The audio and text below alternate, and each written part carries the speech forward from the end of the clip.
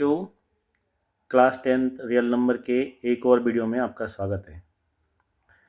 Exercise 1.1 के बाद अब बारी है इरेशनल नंबर डिकोड करने की। √2, √3, √5 इरेशनल हैं या नहीं, इसको समझने की। तो चलिए शुरुआत करते हैं नंबर सिस्टम से, क्योंकि नंबर सिस्टम हम क्लास 6 से पढ़ते आए हैं। क्लास 6 में पढ़ा है, क्लास 7 में पढ़ा है, क्लास 8 में पढ़ा है, क्लास 9th में भी हमने इस चीज़ को देखा है। तो हमने क्या देखा है उसका एक थोड़ा सा रिकैप हम करते हैं। देखिए, नंबर सिस्टम रियल नंबर और नॉन रियल नंबर का एक फैमिली है। अब रियल नंबर्स जो हम अभी चैप्टर पढ़ ही रहे हैं और नॉन रियल नंबर जो रियल नहीं होंगे उनको हम बोलेंगे नॉन रियल नंबर, यानी कि इमेजिनरी नंबर्स, यानी कि हम बोलेंगे उनको कॉम्प्लेक्स नंबर। कॉम्प्लेक्स नंबर को हम क्लास 11th में डिकोड करते हैं। इस क्लास में, क्लास 10th में हम इरेशनल नंबर को देखते हैं कि इरेशनल नंबर क्या होते हैं। रैशनल को हमने क्लास 9th में पढ़ा था कि जिनको हम P/Q की फॉर्म में लिख सकते हैं, जहाँ Q 0 नहीं होता है।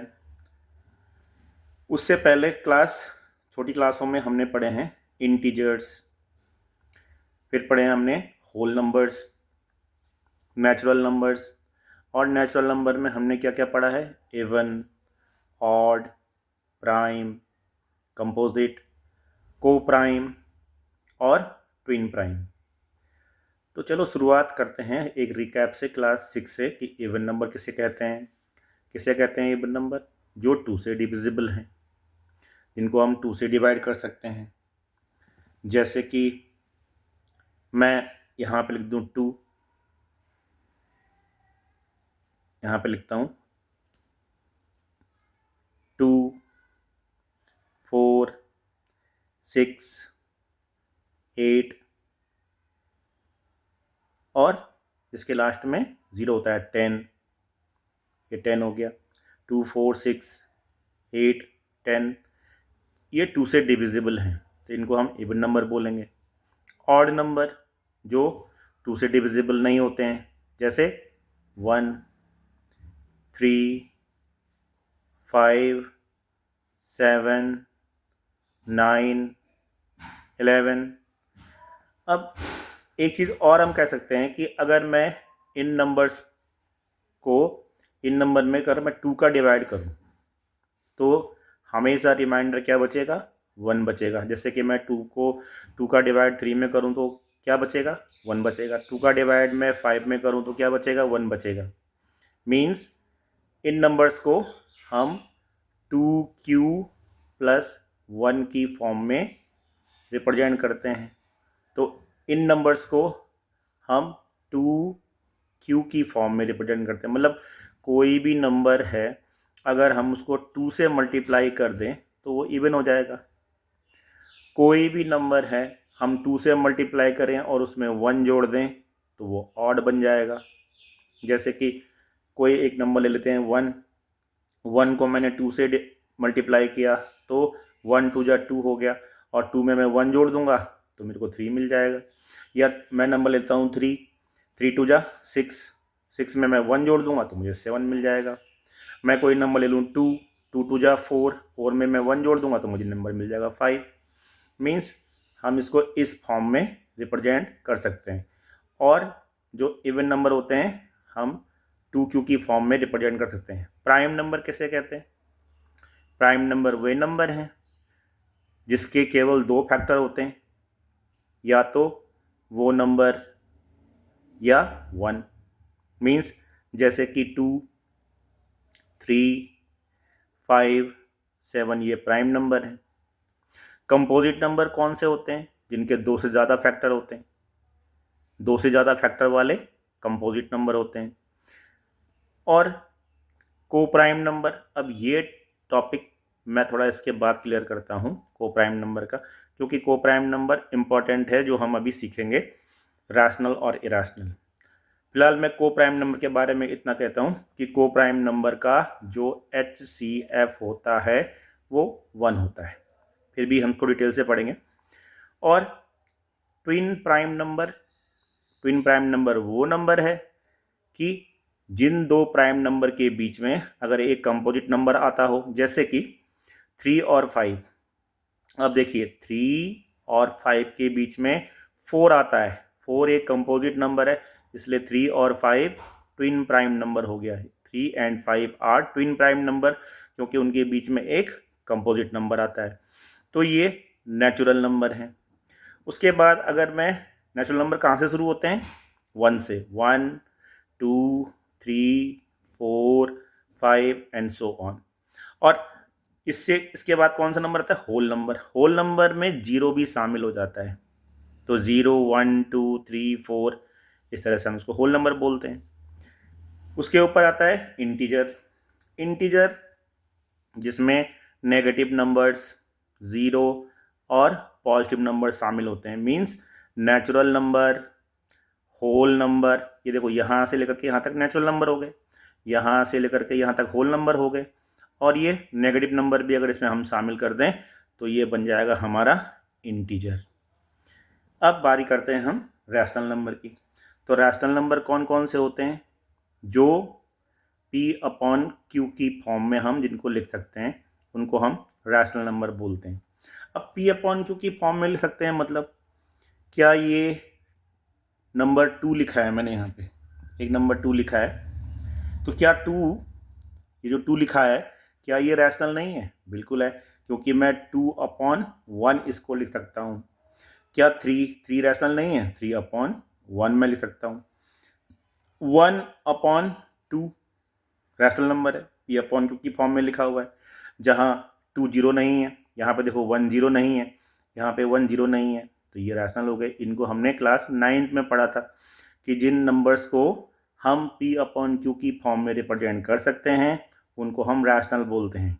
अच्छा, रैशनल की एक और डेफिनेशन है कि वो टर्मिनेटिंग होगा, वो रिपीटिंग होगा, वो रिकरिंग होगा। टर्मिनेटिंग होगा, रिपीटिंग होगा और रिकरिंग होगा। कैसे? देखो, मान लेते हैं कि मैं एक नंबर ले लेता हूँ 1/2। तो अगर मैं 2 का डिवाइड 1 में करूँ, 2 का डिवाइड में 1 में करूँ, तो मेरे को क्या मिलेगा? 0.5 मिलेगा। अब 0.5 के आगे तो कोई आंसर नहीं आ रहा है ना, मतलब 2 का डिवाइड 1 में पूरी तरह से चला गया। मीन्स अगर मैं 2 का डिवाइड, जैसे यहाँ डिवाइड करते हैं ऐसे, 2 का डिवाइड 1 में करूँ तो मैं पहले पॉइंट लगाऊंगा, फिर मैं इस पर 0 बढ़ाऊंगा, फिर 2 5 जा 10 हो गया, और इसको कैंसिल आउट, तो मीन 0.5, ये 0.5, तो इसको हम बोलेंगे वो टर्मिनेटिंग हो गया। दूसरा 1/3 का एग्जाम्पल लेता हूँ मैं। अब अगर 3 का डिवाइड मैं 1 में करूँ, जैसे मैंने अभी यहाँ पे 2 का डिवाइड 1 में किया था, ऐसे ही मैं 3 का डिवाइड अगर 1 में करूँ तो ये क्या आएगा? 0.3333, और ये कभी ख़त्म नहीं होगा। मतलब ये नंबर कैसे हो गया? रिपीटिंग, ये बार बार रिपीट, मतलब 3 इसमें बार बार रिपीट हो रहा है। और अब एक नंबर और लेते हैं 1/7। अब अगर मैं 1/7 को डिवाइड करूँ, देखो एक्चुअल में इसको डिवाइड करके दिखाता हूँ मैं आपको। देखिए 7 1, अब मैं 7 का डिवाइड कर रहा हूँ, पहले मुझे पॉइंट लगाऊंगा, 0 बढ़ाऊंगा, 7 1 जा 7, फिर क्या बचा? 3 30, 7 4 जा 28, फिर बचेगा क्या? 2 20, 7 2 जा 14, फिर बचेगा 6 0, 7 8 जा 56, फिर बचेगा 4, फिर बचेगा 0, 7 5 जा 35, फिर बचेगा 5, फिर हो जाएगा ये 50, 7 7 जा 49, फिर बचेगा 1। और अब देखो हम फिर वहीं पे पहुंच गए जहाँ से हमने स्टार्ट किया था, यहाँ पे 1 आया ना। अब देखो हमने यहाँ पे शुरुआत कहाँ से की थी, 1 से की थी, और लास्ट में हम कहाँ पहुँच गए, फिर से 1। तो मतलब इतना नंबर फिर से रिपीट होने वाला है, 1 4 2 8 5 7, ये नंबर फिर से रिपीट होने वाला है। मीन्स कोई नंबर एक फिक्स पॉइंट के बाद दोबारा रिपीट हो रहा है। जैसे कि यहाँ पे देखो 1 1 2 3 4 5 नंबर के बाद फिर रिपीट होगा, 4 फिर 5 नंबर बाद रिपीट होगा, 2 फिर 5 नंबर के बाद रिपीट होगा। मीन्स इसका जो आंसर आएगा 0.142857, 14285 14285 ऐसे आता रहेगा। मतलब ये टर्मिनेट भी नहीं होगा, रिपीट भी नहीं होगा, लेकिन ये रिकरिंग होगा। मीन्स इन तीनों प्रॉपर्टीज़ में अगर कोई भी प्रॉपर्टी इसमें मैच करती है तो उसको हम रैशनल बोलते हैं। मतलब आइदर वो टर्मिनेटिंग होना चाहिए, रिपीटिंग होना चाहिए, या रिकरिंग होना चाहिए।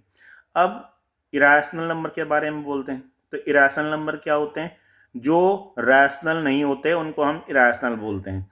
मतलब जिनको ना तो हम टर्मिनेट कर पाते हैं, ना ही वो रिपीट होते हैं, और ना ही वो रिकरिंग होते हैं, ऐसे नंबर इरेशनल नंबर कहलाते हैं। अब सपोज इरेशनल नंबर का एग्जांपल देता हूँ मैं। जैसे मैंने कोई नंबर लिख दिया 2.010010001000001। अब यहाँ पे देखो 2 के बाद 0 एक पॉइंट के बाद रिपीट हो रहा है, फिर यहाँ पे फिर से आ गया, फिर 1, फिर 3 पॉइंट के बाद एक रिपीट हो रहा है। मतलब ना तो ये टर्मिनेट हो रहा है, ना ही ये रिपीटिंग कह सकते हैं इसको, क्योंकि 0 एक फिक्स टाइम बाद रिपीट भी नहीं हो रहा है, तो ना हम इसको रिकरिंग बोलेंगे। तो ऐसे नंबर जो ना तो टर्मिनेट होते हैं, नॉन टर्मिनेटिंग, जैसे कि मैंने यहाँ पे लिखा हुआ है कि नॉन टर्मिनेटिंग, नॉन रिपीटिंग और नॉन रिकरिंग। रिकरिंग का मतलब होता है जैसे कि हम आरडी अकाउंट खोलते हैं ना एक, तो हर महीने उसमें 500 जमा करते हैं, फिर अगले महीने भी 500 जमा करते हैं, फिर अगले महीने भी 500 जमा करते हैं। तो अगले महीने जमा करते हैं, मतलब एक फिक्स टाइम के बाद हम सेम अमाउंट जमा करते हैं। तो यहाँ पे भी क्या हो रहा है, रिकरिंग का केस मैंने यहाँ पे अभी बताया था कि 1428571 ये हर फिक्स पॉइंट के बाद रिपीट होना चाहिए। तो ऐसा इरेशनल नंबर में नहीं होता है। इन सब को मिला के बनते हैं रियल नंबर। मतलब रियल नंबर का खानदान बताया है अभी पूरा कि rational, irrational, integer, whole number, natural number, ये सब हम रियल नंबर के ही अंदर पढ़ते हैं, रियल नंबर के अंदर। और जो रियल नहीं होते हैं उनको हम इमेजनरी बोलते हैं। अब इमेजनरी का जरा हल्का सा मैं आपको एक एग्जांपल दे दूं। जैसे यहाँ पे मैंने लिख दिया कि √-1 को हम सॉल्व नहीं कर पाते हैं, √-1 को हम सॉल्व नहीं कर पाते हैं। तो जब हम इसको सॉल्व नहीं कर पाते ना, तो हम इसको इमेजनरी नंबर मान लेते हैं। इसको बोलते हैं हम आयोटा, इसको बोलते हैं आयोटा। अब x प्लस आई वाई लिखा मैंने, मतलब ये इसका रियल पार्ट है और ये इमेजनरी पार्ट है। तो जब रियल पार्ट और इमेजनरी पार्ट मिलते हैं तो उसको हम कॉम्प्लेक्स नंबर बोल देते हैं। तो ये हम क्लास 11th में डिस्कस करते हैं। यहाँ पे हम इरेशनल नंबर के बारे में बताएंगे। अभी आप नंबर सिस्टम के बारे में मैंने आपको एक रिकैप दिया। अच्छा, अब बात करते हैं हम जो मैंने अभी छोड़ दिया था। कौन सा टॉपिक छोड़ा था? को प्राइम नंबर, कि को प्राइम क्या है जी, है ना। क्योंकि अभी इसमें जब हम प्रूव करेंगे तो वहाँ पे हम डिस्कस करेंगे इसको कि को प्राइम नंबर क्या हुआ। अब को प्राइम नंबर क्या है, ये जैसे हम नहीं बोलते हैं कि सहपाठी, है ना। जैसे हम साथ साथ पढ़ते हैं तो हम बोलते हैं यार हमारा ये जो है सहपाठी है, हमारे साथ पढ़ता है। तो ऐसी को प्राइम नंबरों में भी कुछ नंबर ऐसे होते हैं जिनकी प्रॉपर्टी प्राइम जैसी मिल जाती है। जैसे प्राइम नंबर क्या होते हैं कि भाई उनमें क्या होना चाहिए, या तो एक उसका फैक्टर होना चाहिए या खुद उसका नंबर फैक्टर होना चाहिए। तो को प्राइम नंबर में भी ऐसे ही है कि सपोज दैट मैंने एक नंबर लिख दिया 5 और 6। अब अगर मैं 5 के फैक्टर करूं तो 5 के फैक्टर क्या होंगे, 5 हो जाएगा 5 × 1, और 6 क्या हो जाएगा, 6 हो जाएगा 2 इंटू 3 इंटू 1। तो अब अगर देखो इन दोनों में कॉमन चीज क्या हुई, कॉमन चीज हुई 1, यानी कि इनका एचसीएफ क्या हुआ 1। कॉमन चीज एचसीएफ ही होती है ना, तो एचसीएफ क्या हुआ 1। तो 5 और 6, अब देखो 5 तो एक प्राइम नंबर है, लेकिन 6 तो प्राइम नहीं है ना, 6 कैसे नंबर है, कंपोजिट नंबर है।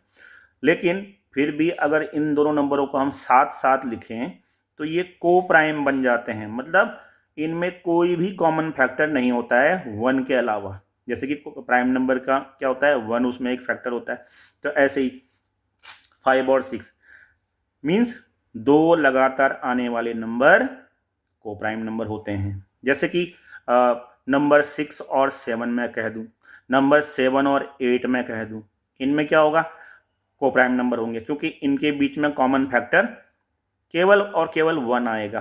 अच्छा, को प्राइम की एक और खासियत क्या है, देखो को प्राइम नंबर की एक और खासियत ये है कि अगर मैं उन नंबर्स को ऐड कर दूं, जैसे कि मैंने इसको ऐड कर दिया, 5 और 6 लिए थे, और फिर मैं इन नंबरों को मल्टीप्लाई कर दूं ऐसे करके, तो 5 + 6 क्या होगा 11 होगा, और 5 × 6 क्या होगा 30 होगा। अब ये दोनों भी को प्राइम होंगे, मतलब इनमें भी कॉमन फैक्टर कुछ नहीं बचेगा, मीन्स केवल 1 इसका एचसीएफ आएगा। मीन्स कि दो को प्राइम नंबर हैं, उनमें अगर उनको मैं ऐड करता हूं और उनको मल्टीप्लाई करता हूं, जो रिजल्ट आता है उनके अंदर भी को प्राइम वाले लक्षण होंगे। दूसरा, को प्राइम में जरूरी नहीं है कि दोनों नंबर प्राइम हो, एक प्राइम भी हो सकता है, एक कंपोजिट भी हो सकता है, दो कंपोजिट नंबर भी को प्राइम हो सकते हैं, दो प्राइम नंबर भी को प्राइम हो सकते हैं। तो को प्राइम के बारे में मैंने इसलिए डिटेल से बताया क्योंकि जब अभी हम इरेशनल और ये √2 को इरेशनल प्रूव करते हैं तो वहां पे हमें उसकी जरूरत पड़ती है। ठीक है, अब नंबर सिस्टम हमने समझ लिया, इरेशनल क्या होता है हमने समझ लिया। अब हम समझते हैं कि √2 जो है, जो √2 है वो इरेशनल है या रैशनल, क्योंकि अभी मैंने बताया ना कि अगर मैं √2 को सॉल्व करूं तो ना ही ये टर्मिनेट होगा, ना ही ये रिकरिंग होगा, और ना ही ये रिपीट होगा। मीन्स नॉन टर्मिनेटिंग है, नॉन रिकरिंग है। लेकिन अब √2 को आप सॉल्व करेंगे तो 1.414 समथिंग आता जाएगा, वो कभी ख़त्म नहीं होने वाला। इसकी वैल्यू क्या होती है, √2 की वैल्यू होती है 1.414। लेकिन वो अगर आप कैलकुलेटर में भी करो √2 तो देखो कितनी लंबी वैल्यू आती है। मीन्स 10 डेसिमल, 20 डेसिमल, 30 डेसिमल कभी भी ख़त्म, ये कभी भी पूरा नहीं होगा। लेकिन तो √2 को हम ऐसे प्रूव नहीं करेंगे। देखो यहाँ पे हम कैसे प्रूव करते हैं, हमें क्या निकालना है कि भाई जो √2 नंबर है वो एक कैसा नंबर है, इरेशनल नंबर है, इरेशनल है ये। अब मैथ में एक खास बात होती है ना कि जब हम किसी चीज़ को निकालते हैं कि भाई ये ऐसा है तो हम उसको उल्टा मान लेते हैं। पहले मान लेते हैं कि जैसे कि मैं ये बोल दूं कि मुझे ये प्रूव करना है कि सूरज जो है वो पूरब से आता है, तो मैं ये पहले बोल देता हूँ कि नहीं, सूरज पश्चिम से आता है। अब सुबह क्या होगा, आपको उठाएंगे भैया, लेके जाएंगे बाहर और दिखाएंगे आपको सूरज देखो कहाँ से आ रहा है, तो फिर मान जाएंगे ना कि हाँ जो आपने बोला था वो गलत है। तो ऐसे ही इसमें भी हम करते हैं कि √2 एक इरेशनल नंबर है। इससे पहले हम इसको एज्यूम करते हैं कि लेट √2 जो है वो एक क्या है, रैशनल नंबर है। हम ये मानते हैं कि √2 एक रैशनल है, क्योंकि रैशनल की प्रॉपर्टी तो हम जानते हैं ना कि रैशनल क्या बोलते हैं। लेकिन हमें इरेशनल की प्रॉपर्टी को जो है √2 के उसमें हम क्यों नहीं कर पाएंगे, क्योंकि √2 की जब अगर हम वैल्यू निकालेंगे तो काफ़ी लंबी जाती है, मतलब हम डिवाइड करते करते थक जाए। तो क्यों ना हम ऐसे कर लें कि हम ये मान के चले भैया √2 एक क्या है, रैशनल नंबर है।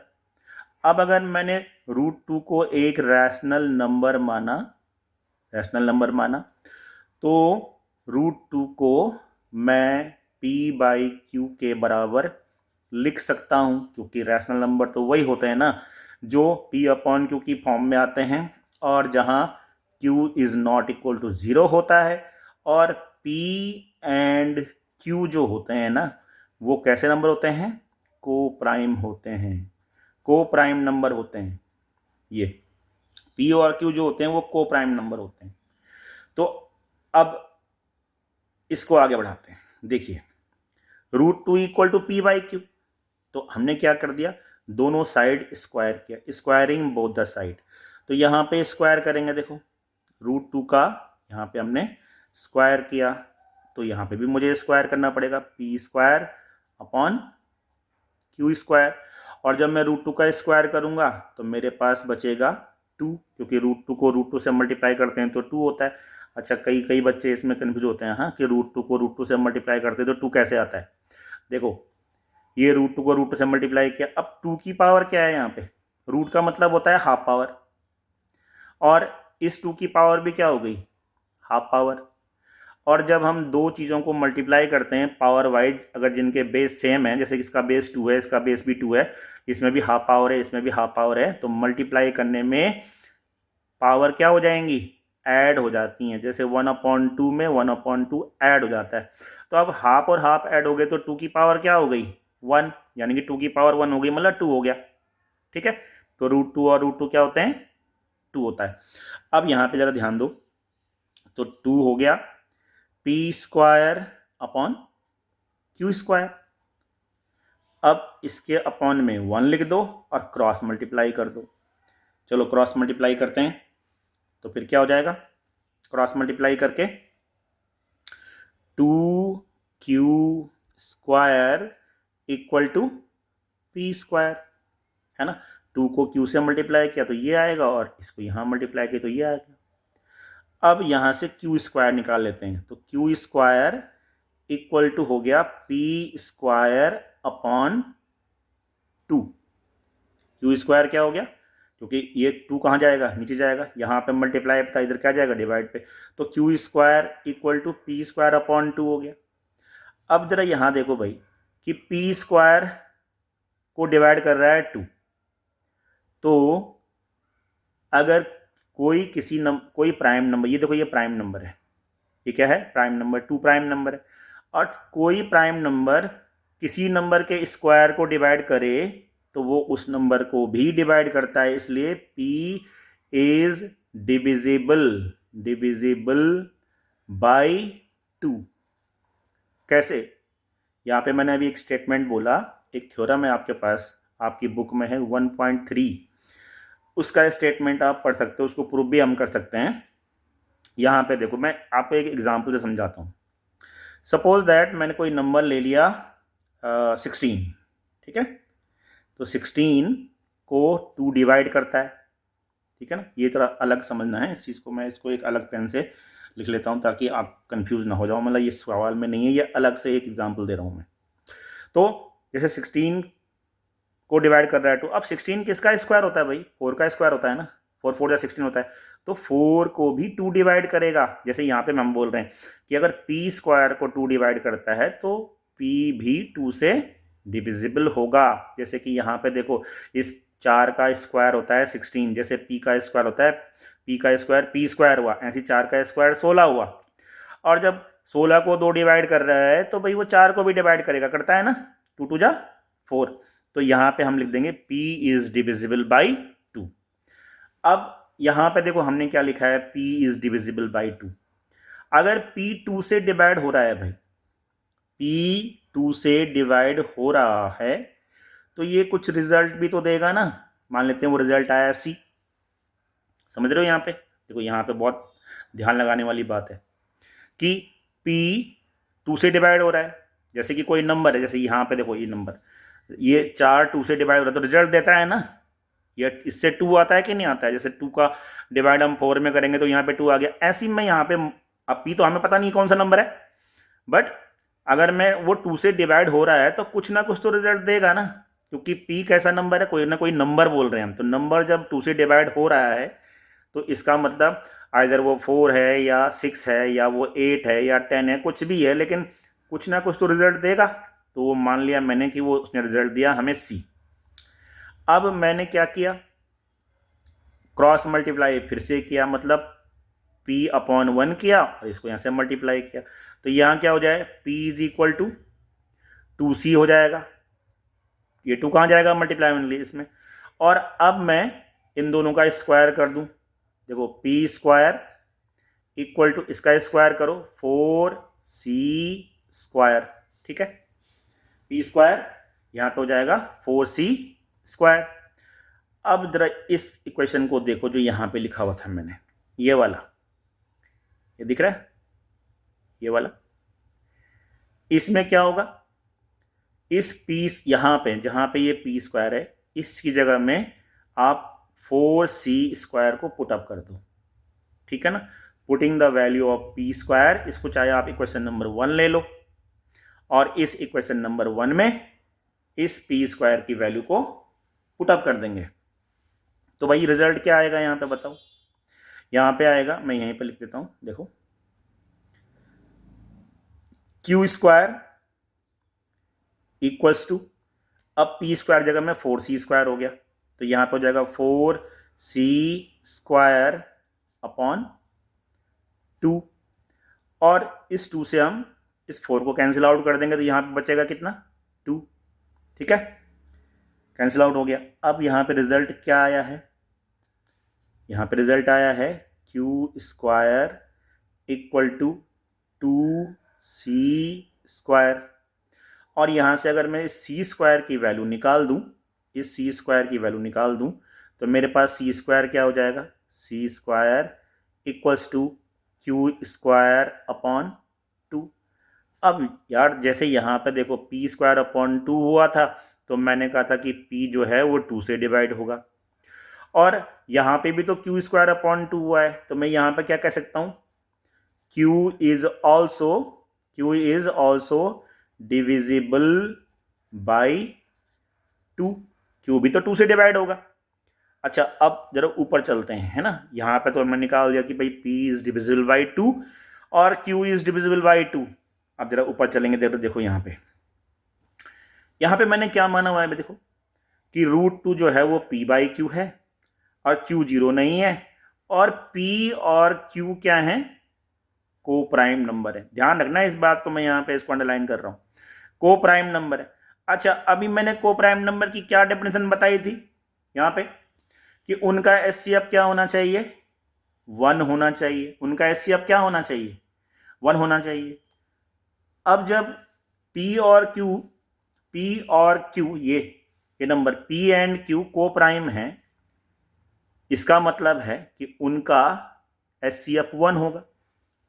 एचसीएफ p और q का एचसीएफ क्या होगा, 1 होगा, क्योंकि को प्राइम नंबर है। लेकिन यहाँ पे तो आ रहा है कि p जो है वो 2 से डिवाइड हो रहा है, p इज डिविजिबल बाई 2। देखो यहाँ पे क्या आ रहा है कि p क्या है, 2 से डिवाइड हो रहा है, और q भी 2 से डिवाइड हो रहा है। भाई अगर वो p और q दोनों 2 से डिवाइड हो रहे हैं, इसका मतलब 2 उसमें शामिल था, 2 उसमें पहले से ही था, और जब उसमें 2 पहले से ही शामिल था तो उनका कॉमन फैक्टर 2 आएगा कि 1 आएगा, 2 आना चाहिए। लेकिन हमने यहाँ पे क्या माना हुआ है कि p और q दोनों को प्राइम है ना। भाई p और q को प्राइम होंगे तो उनका जो कॉमन फैक्टर क्या आएगा, वो सिर्फ 1 ही तो आएगा। लेकिन अभी जब नीचे मैंने अभी ये सवाल यहाँ पे सॉल्व किया तो p इज डिविजिबल बाई 2 आ रहा है और q इज डिविजिबल बाई 2 आ रहा है। इसका मतलब p और q दोनों कैसे हो गए, p और q दोनों कैसे हो गए, p and q are even number. कैसे हो गए, वो सारे इवन नंबर हो गए ना, इवन नंबर। और अगर ये इवन नंबर हैं, तो 2 तो इनमें पक्का कॉमन फैक्टर होगा, क्योंकि ये भी 2 से डिवाइड था और ये भी 2 से डिवाइड था, तो 2 पक्का इसमें कॉमन फैक्टर होगा। तो अगर 2 इनमें कॉमन फैक्टर है तो भाई हम एक बात तो साफ बोल सकते हैं कि अगर 2 कॉमन फैक्टर है तो p and q are not co prime. ये को प्राइम नहीं हो सकते अब, है ना, क्योंकि को प्राइम क्या होते हैं, उनके बीच में कॉमन फैक्टर केवल 1 होना चाहिए, और इसमें तो 2 कॉमन फैक्टर आ, क्योंकि ये 2 से डिवाइड था और q भी 2 से डिवाइड था, तो जो चीज़ 2 से डिवाइड होगी उसमें कॉमन फैक्टर भी तो 2 ही रहा होगा।